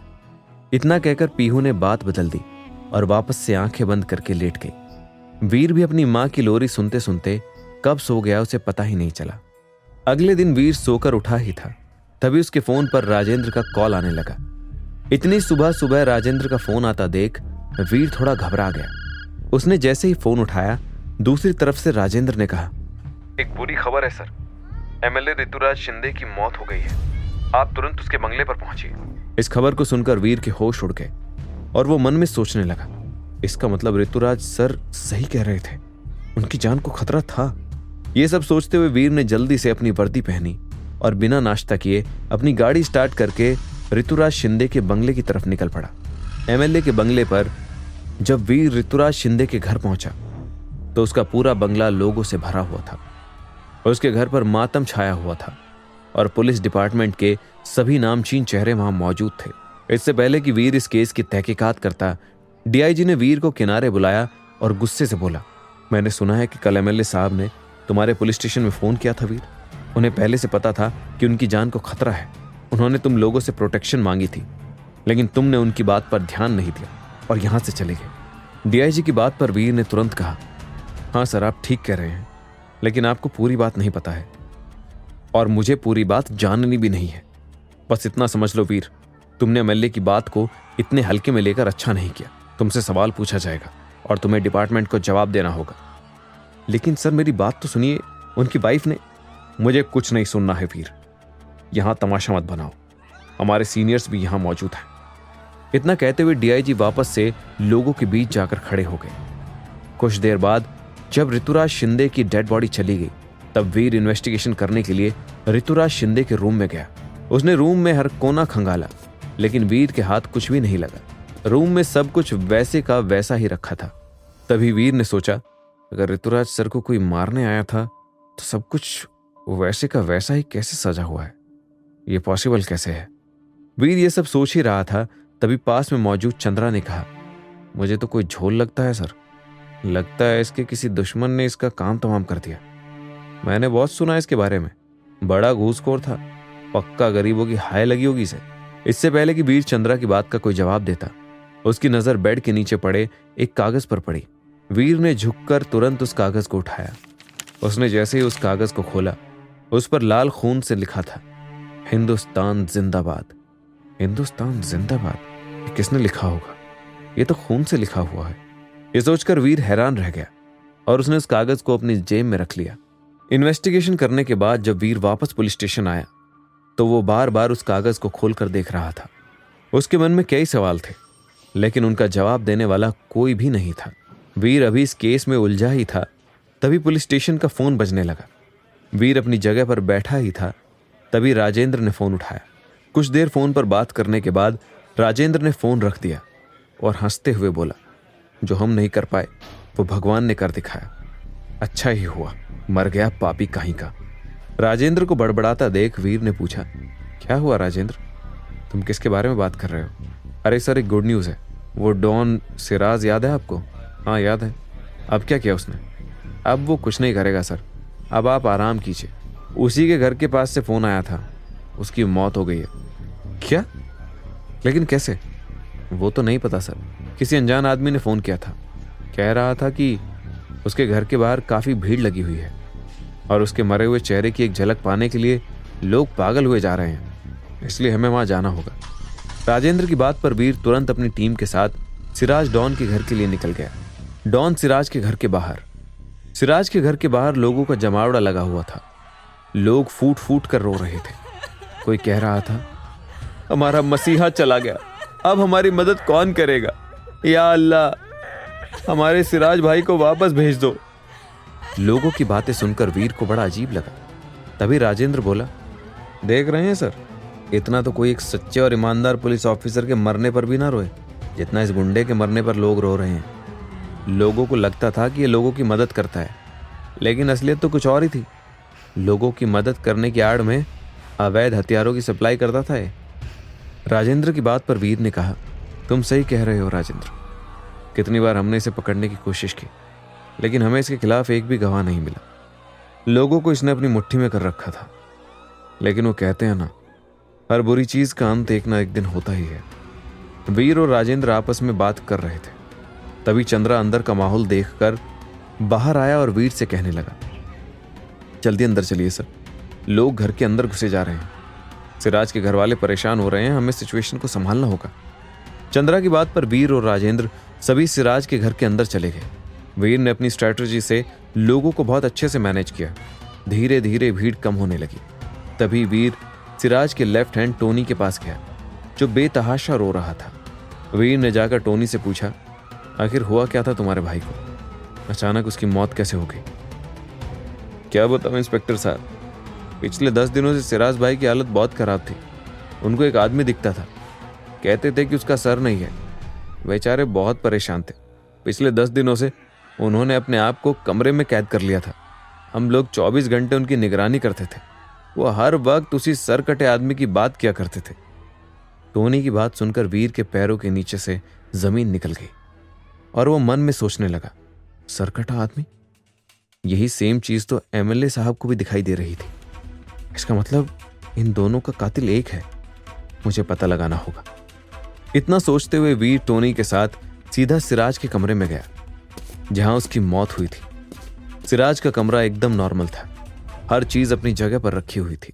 तभी वीर ने टोनी से पूछा, तुम्हारे भाई की मौत इसी कमरे में हुई थी? हाँ सर, इस कमरे के वॉशरूम में।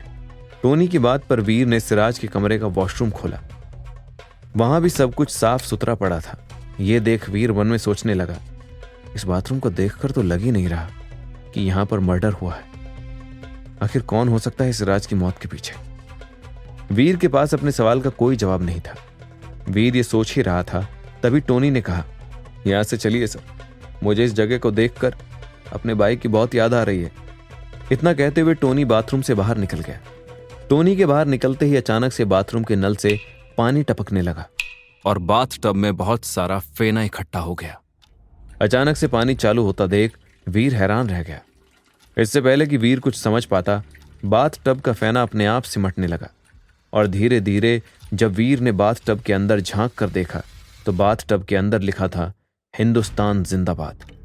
ये पढ़कर वीर के रोंगटे खड़े हो गए और उसका दिमाग फटने को आया और उसके कांपते हुए होठों से निकला, सिरकटा आदमी आखिर है कौन?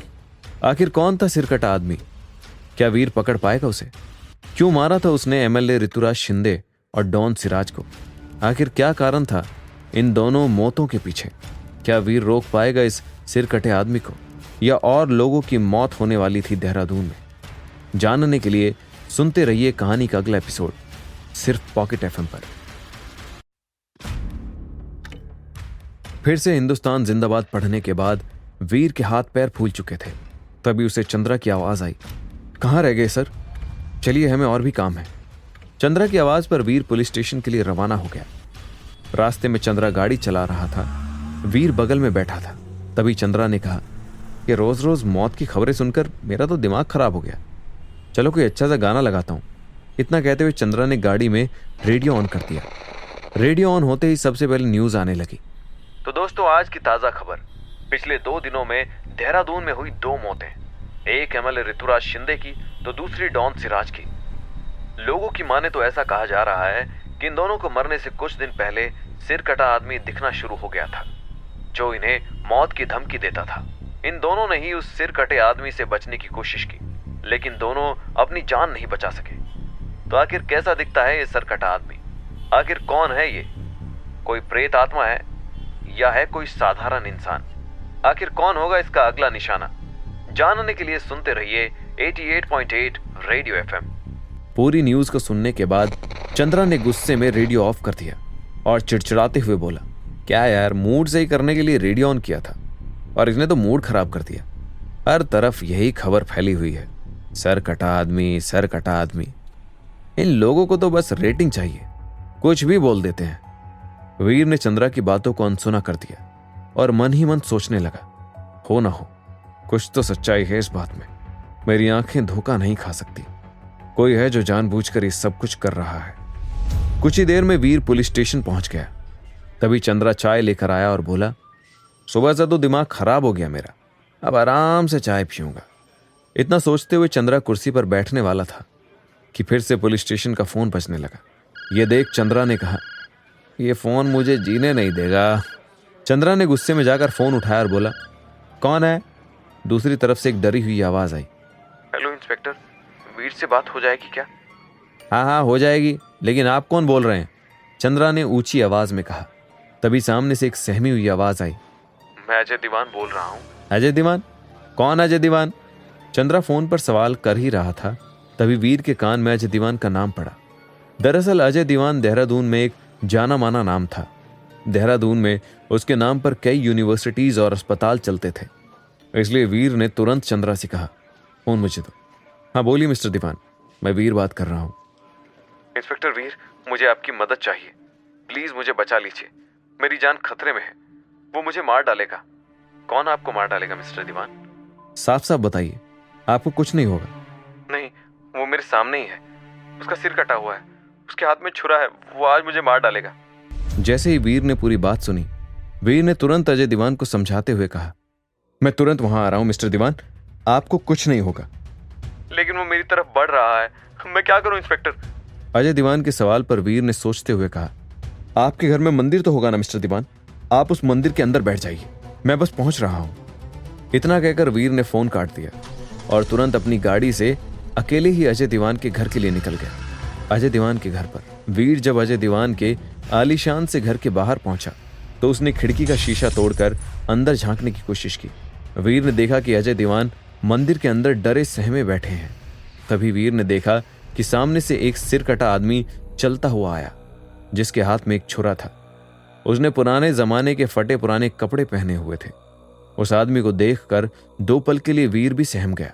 तभी उसे सरकटे आदमी की आवाज सुनाई दी। कब तक डरा सहमा बैठा रहेगा मंदिर के अंदर? कभी तो बाहर निकलेगा। लेकिन तुम मुझे क्यों मारना चाहते हो?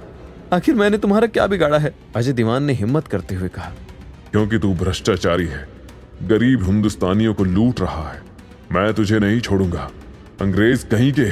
अंग्रेज? मैं अंग्रेज नहीं हूं, मैं तो हिंदुस्तानी हूं, अजय दीवान ने डरते हुए कहा। नहीं, तू अंग्रेजों से मिला हुआ है, तभी तो तू अपने स्कूल और अस्पतालों में हमारे गरीब हिंदुस्तानियों को लूटता है, घूस लेता है। आज मैं तुझ जैसे भ्रष्टाचारी को खत्म कर दूंगा। उस आदमी की बातें सुनकर वीर को कुछ समझ नहीं आया, लेकिन उसने बिना देरी किए अजय दीवान के घर के अंदर कदम रख दिया। वीर को अपने सामने देख अजय दीवान चिल्लाते हुए बोले, मुझे बचा लो इंस्पेक्टर वीर, ये यहीं खड़ा है मेरे सामने, ये मुझे मार डालेगा। अजय दीवान की बात पर सरकटा आदमी हंसने लगा और बोला, बेवकूफ कहीं के, ये इंस्पेक्टर मुझे नहीं देख सकता। तूने खुद को बचाने के लिए एक पुलिस वाले को बुलाया है जो खुद अंग्रेजों के शासन का गुलाम है। ये मुझे नहीं देख सकता जब तक मैं खुद इसके सामने ना आ जाऊं। सरकटे आदमी की बात पर वीर ने हिम्मत जुटाते हुए कहा, मैं तुम्हें भी देख सकता हूं और सुन भी सकता हूं। तुम्हारा खेल अब खत्म हो चुका है, अब तुम और लोगों की जान नहीं ले पाओगे। वीर की बात पर सरकटा आदमी उसकी तरफ मुड़ गया और गुस्से से बोला, अच्छा, तो तू पुलिस वाले के भेष में कोई तांत्रिक है तो ठीक है, पहले मैं तेरा खात्मा करूंगा, उसके बाद इस अजय दीवान को देख लूंगा। वैसे तो तू भ्रष्टाचारी नहीं है, लेकिन अब तूने मुझे देख लिया है, इसलिए तुझे मरना होगा। इतना कहकर सरकटा आदमी अपने छुरे के साथ वीर की तरफ बढ़ा।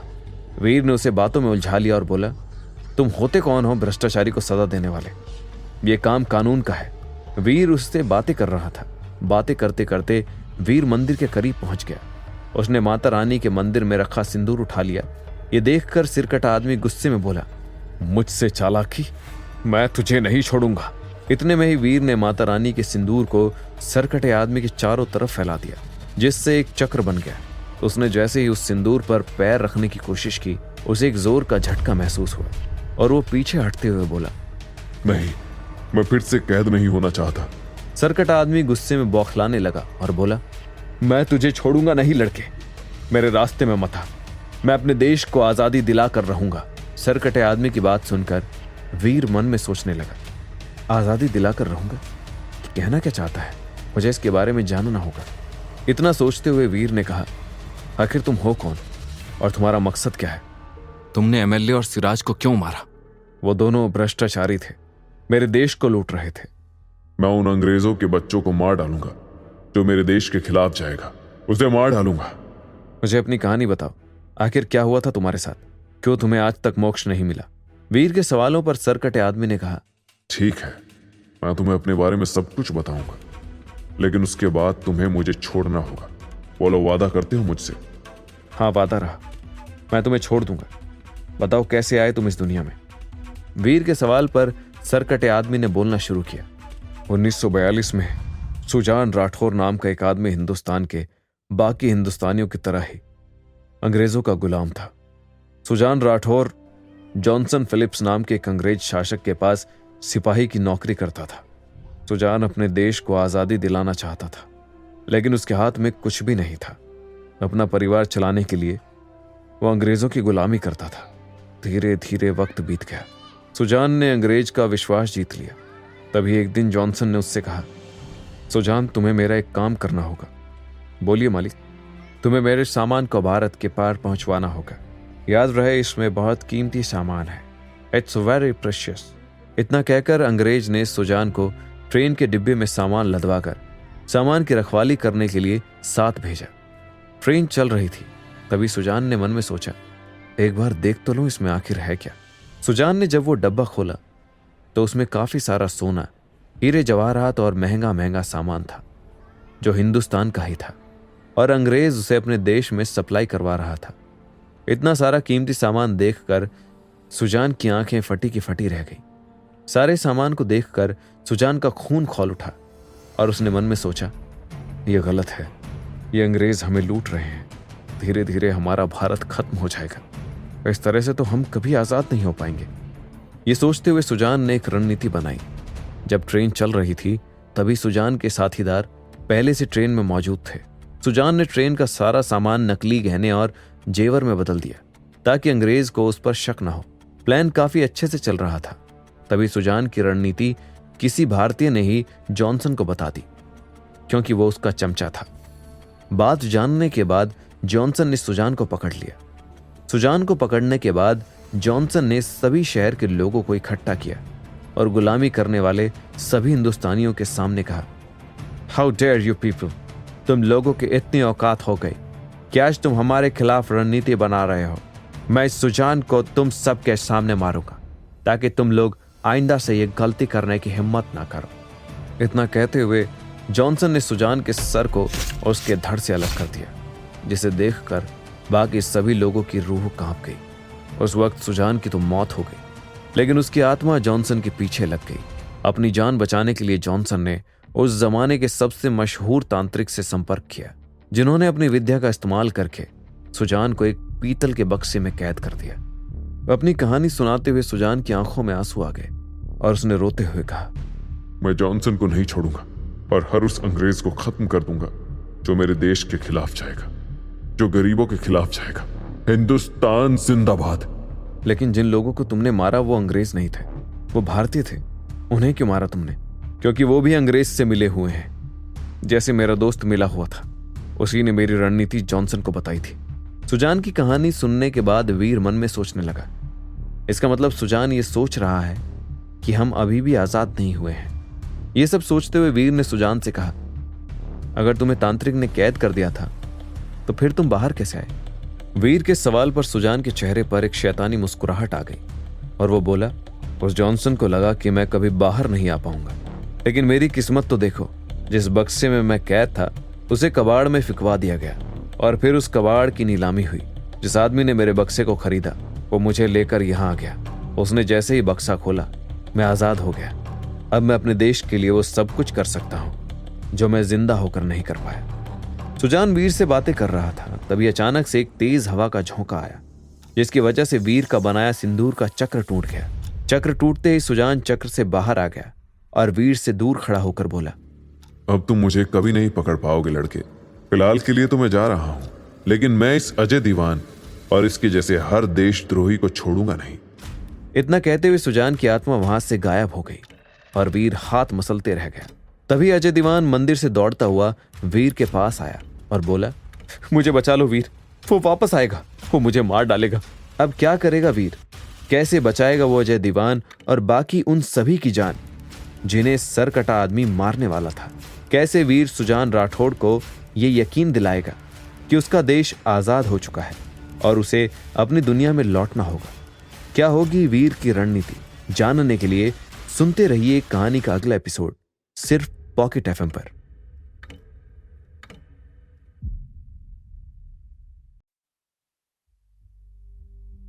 सरकटे आदमी के गायब होते ही वीर काफी परेशान हो गया और सोचने लगा, अब मैं इसे कैसे पकड़ूंगा? एक तरफ वीर परेशान था, वहीं दूसरी तरफ अजय दीवान अपनी जान किसी भी हालत में बचाना चाहता था। इसलिए उसने फिर से कहा, प्लीज वीर मुझे बचा लो, तुम्हारे जाते ही वो लौट आएगा और मुझे मार डालेगा। ऐसा कुछ नहीं होगा मिस्टर दीवान, मुझ पर भरोसा रखिए। इतना कहते हुए वीर ने मिस्टर दीवान के घर के नौकरों से कुछ सामग्री मंगाई और उसे मिस्टर दीवान को देते हुए बोला, जब तक मैं उस आदमी को पकड़ नहीं लेता मिस्टर दीवान, तब तक आपको सुबह शाम अपने घर की दीवारों पर यह हल्दी और कुमकुम छिड़कना होगा और साथ ही साथ माता रानी का जाप करते रहना होगा ताकि वो दोबारा आपको मारने के लिए इस घर में ना आ पाए। बाकी आगे क्या करना होगा वो मैं आपको बताऊंगा मिस्टर दीवान। इतना कहकर वीर अजय दीवान के घर से निकल आया। सर कटे आदमी उर्फ सुजान राठौड़ को पकड़ने के लिए वीर को त्रिलोकनाथ की मदद चाहिए थी, क्योंकि उसे समझ नहीं आ रहा था कि आखिर सुजान की आत्मा को मोक्ष मिलेगा कैसे। इसलिए वीर सीधा त्रिलोकनाथ के घर पहुंचा। त्रिलोकनाथ के घर पर वीर ने वहां जाते ही पाखी से त्रिलोकनाथ के बारे में पूछा। तभी पाखी ने बताया, पापा तो घर पर नहीं है वीर, वो हर तीसरे दिन संजना का इलाज करने के लिए उसके घर पर जाते हैं। कौन संजना पाखी? एक लड़की है वीर, बेचारी गूंगी है, बोल नहीं सकती, किसी बुरी आत्मा के वश में है। उसी का उपचार करने के लिए पापा को हर तीसरे दिन उसके घर जाना पड़ता है। सारी बात जानने के बाद वीर ने पाखी को सुजान राठौड़ के बारे में बताया कि किस तरह से वो लोगों को मार रहा है और अभी भी सन 1942 में अटका हुआ है। तभी पाखी ने कहा, इन सारे मामलों में मैं पापा के जितनी होशियार तो नहीं हूं, लेकिन तुम्हें एक सलाह जरूर दूंगी। इस तरह की आत्माओं को मोक्ष दिलाने के लिए हमें अक्सर उन्हें यकीन दिलाना होता है कि जैसे वो सोच रहे हैं वैसा नहीं है और समय आगे बढ़ चुका है। लेकिन हम ऐसा कैसे करेंगे पाखी? वीर के सवाल पर पाखी ने सोचते हुए कहा, तुमने बताया ना अभी कि सुजान राठौड़ को लगता है कि अभी भी भारत आजाद नहीं हुआ, इसलिए हमें उसके सामने पूरा ड्रामा करना होगा जिसमें हमें उसे दिखाना होगा कि हमारा देश आजाद हो गया। शायद भारत के झंडे को लहराता हुआ देख सुजान को यह यकीन हो जाए कि हम आजाद हो चुके हैं और वो अपनी दुनिया में वापस लौट जाए। पाखी के इस आइडिया को सुनकर वीर ने जोश से कहा, ब्रिलियंट पाखी, व्हाट एन आइडिया। यह बात तो मेरे दिमाग में आई ही नहीं। हमें बिल्कुल ऐसा ही करना चाहिए, चलो मेरे साथ। इतना कहकर वीर ने अपना हाथ पाखी की तरफ बढ़ाया। आज पहली बार वीर का हाथ अपने सामने देखकर पाखी ने अपना हाथ उसके हाथ पर रख दिया, लेकिन फिर हैरानी से बोली, लेकिन हम जाएंगे कहां वीर? वो सब मैं तुम्हें रास्ते में बताऊंगा। इतना कहकर वीर पाखी को अपने साथ ड्रामा एकेडमी ले गया।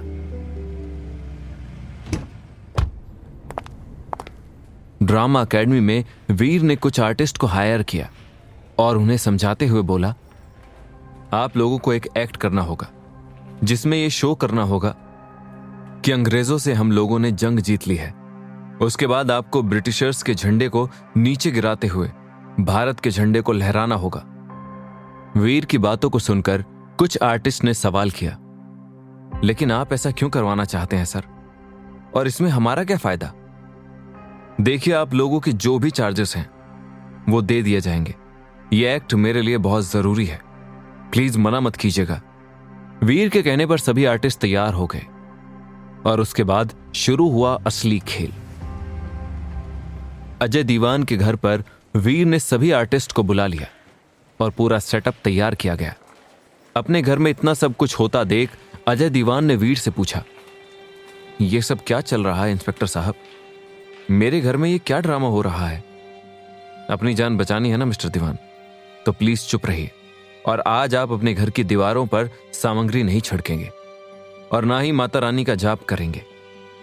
ये तुम क्या कह रहे हो वीर? क्या तुम चाहते हो कि मैं मर जाऊं?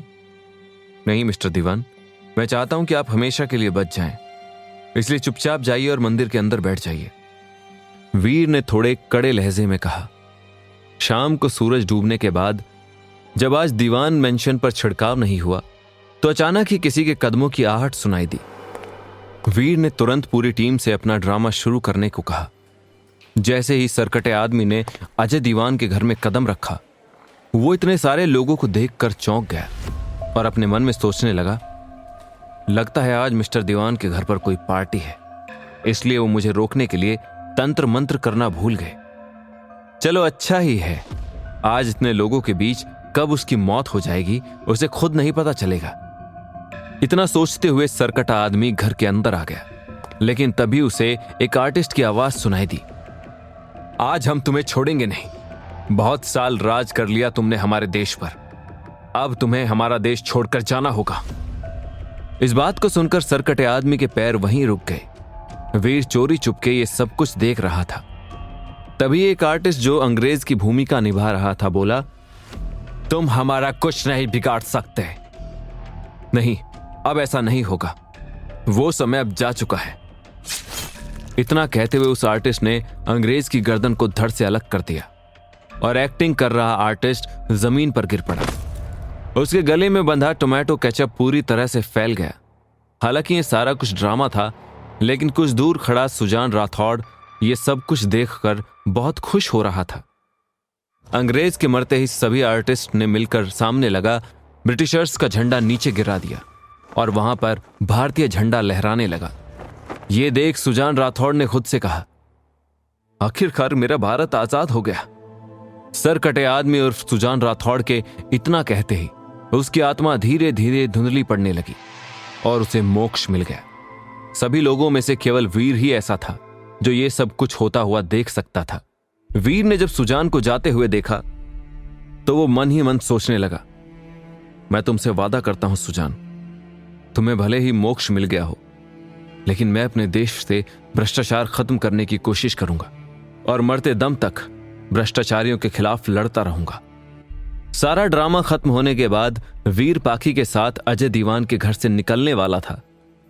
उसने सभी आर्टिस्ट को उनके पैसे दे दिए थे और वो सब भी हंसी खुशी लौट गए थे। तभी अजय दीवान ने वीर को रोकते हुए कहा, थैंक यू वीर, मेरी मदद करने के लिए। तुम्हारी वजह से मेरी जान बच गई। वीर ने अजय दीवान को गले से लगा लिया और धीरे से उसके कान में बोला, यू आर वेलकम मिस्टर दीवान, लेकिन एक बात का ध्यान रखिएगा, आई होप कि सुजान ने जो आरोप आप पर लगाए थे वो झूठे हैं।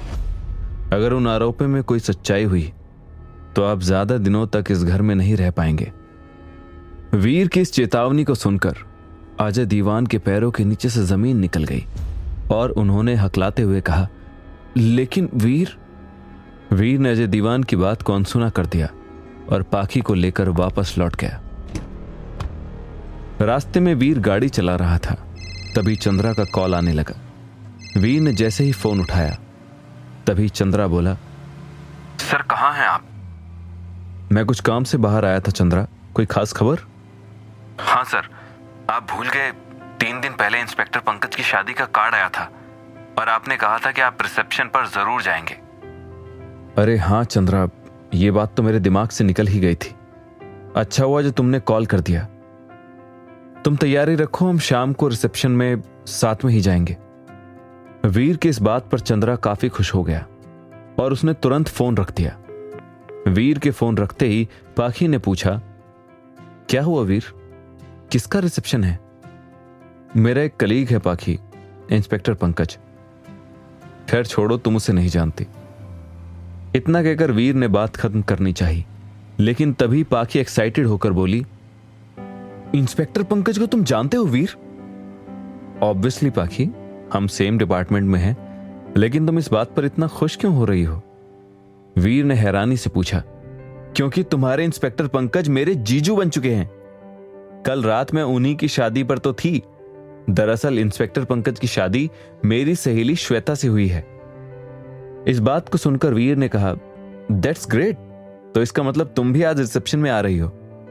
बिल्कुल आ रही हूं, पाखी ने खुश होते हुए कहा। इतने में ही पाखी का घर आ गया। वीर ने जैसे ही गाड़ी रोकी उसने पाखी से कहा, फिर शाम को मिलते हैं पाखी। शाम को रिसेप्शन पार्टी में, जहां एक तरफ वीर चंद्रा और राजेंद्र के साथ श्वेता और पंकज की रिसेप्शन पार्टी में पहुंचा था, वहीं कुछ देर में पाखी भी खूबसूरत सा व्हाइट कलर का गाउन पहनकर पार्टी में पहुंची। जैसे ही वीर की नजर पाखी पर पड़ी तो उसे देखता ही रह गया और उसके पास जाते हुए बोला, hi Pakhi, you are looking beautiful today. Veer के मुंह से अपने लिए कॉम्प्लीमेंट सुनकर पाखी शर्म से लाल हो गई। इतने में ही वीर और पाखी को ग्रीट करने के लिए श्वेता और पंकज एक साथ चलते हुए आए और बोले, थैंक यू वीर पाखी यहां आने के लिए। वैसे तुम दोनों एक दूसरे को कैसे जानते हो? पंकज के सवाल पर पाखी हंसने लगी और बोली, हम एक दूसरे को तब से जानते हैं जब हम शायद खुद को भी नहीं जानते थे जीजू। दरअसल वीर और मैं बचपन के दोस्त हैं। काफी देर तक हंसी मजाक होता रहा। वीर और पाखी दोनों ने ही पार्टी में काफी एंजॉय किया।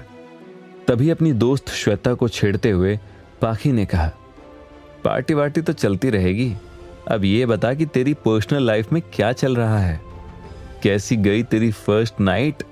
पाखी के सवाल पर श्वेता के चेहरे का रंग उड़ गया और उसने हिम्मत जुटाते हुए कहा, कुछ भी ठीक नहीं है पाखी, मैं तुझे क्या बताऊं, जब से मेरी शादी हुई है पता नहीं मुझे क्या हो गया है।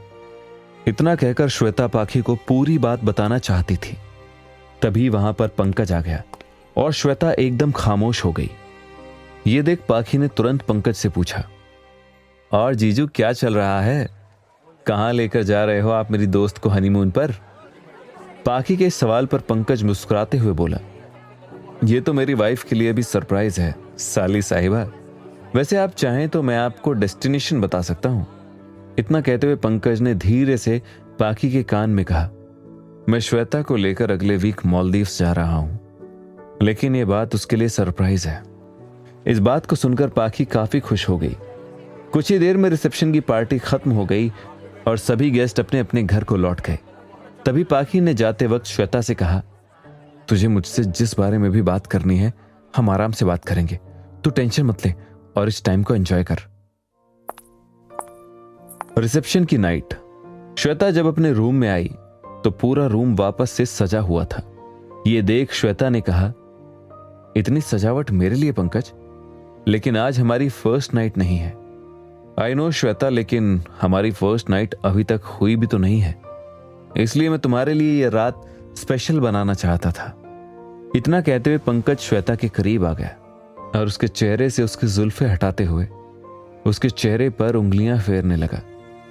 जैसे ही पंकज श्वेता के करीब आया, अचानक से उसके शरीर में एक सिरहन सी दौड़ गई और वह दूर हटते हुए बोली, नहीं पंकज, आज हम ये सब कुछ नहीं कर सकते।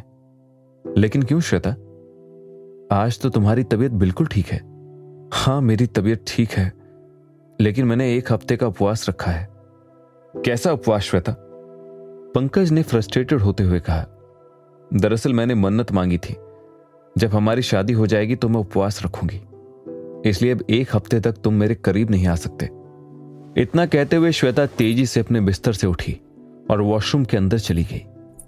वॉशरूम के अंदर जाते ही उसने अपने मुंह पर हाथ रख लिया और खुद से कहने लगी, ये सब मैं क्यों कह रही हूं पंकज से? ये क्या हो रहा है मुझे? 1 हफ्ते बाद पूरा 1 हफ्ता बीत गया। श्वेता और पंकज एक दूसरे के करीब नहीं आए और पंकज ने अपनी बीवी के उपवास का ध्यान रखते हुए किसी भी मर्यादा को नहीं लांघा। लेकिन 1 हफ्ते बाद जब पंकज सुबह ऑफिस के लिए निकलने लगा तो उसने श्वेता से धीरे से कहा, शाम को तैयार रहना वाइफी, याद है ना आज तुम्हारा 1 हफ्ता पूरा हो चुका है। पंकज की बात सुनकर पता नहीं अचानक से श्वेता को क्या हो गया कि वो बिना किसी बात का जवाब दिए अपने कमरे में चली गई। ये देख पंकज मन में सोचने लगा, लग रहा है शर्मा रही है। कोई नहीं, आज मैं सारी शर्म खत्म कर दूंगा। इतना सोचकर पंकज भी ऑफिस चला गया। शाम के समय पंकज जब ऑफिस से घर आया तो उसने अपने हाथ में रेड रोसेस का बुके पकड़ा हुआ था। आज वो काफी ज्यादा खुश था क्योंकि सही मायने में आज श्वेता उसकी होने वाली थी। घर के बाहर खड़े होकर पंकज ने कई बार घंटी बजाई, लेकिन श्वेता ने दरवाजा नहीं खोला। ये देख पंकज ने घर की दूसरी चाबी निकाली और मन में बड़बड़ाने लगा, पक्का ये कहीं ना कहीं शॉपिंग करने निकल गई होगी। इतना सोचते हुए पंकज ने घर का दरवाजा खोला, बुके रखा, अपना फोन निकालकर श्वेता के फेवरेट रेस्टोरेंट से खाना ऑर्डर किया और फ्रेश होने के लिए अपने रूम की तरफ बढ़ा। जैसे ही पंकज ने अपने रूम का दरवाजा खोला, सामने का नजारा देखकर उसके पैरों के नीचे से जमीन निकल गई। सामने बिस्तर पर पंकज की बीवी श्वेता बिना कपड़ों के पड़ी थी। उसके पूरे शरीर पर अजीब से निशान थे, जैसे किसी ने उसके साथ शारीरिक संबंध बनाए हों। श्वेता को इस हालत में देखकर पंकज के होश उड़ गए। आखिर क्या हुआ था श्वेता के साथ? क्या सचमुच श्वेता किसी और को चाहती थी? किसने किया था उसके साथ ये सब कुछ? क्या कारण था श्वेता के अजीब से बिहेवियर का? क्या पंकज पता लगा पाएगा इन सारी चीजों के पीछे का कारण? कैसे करेगा वीर पंकज की मदद? आगे क्या मोड़ लेगी ये कहानी? इन सभी सवालों के जवाब जानने के लिए सुनते रहिए मोक्ष, आपके अपने पॉकेट एफएम पर।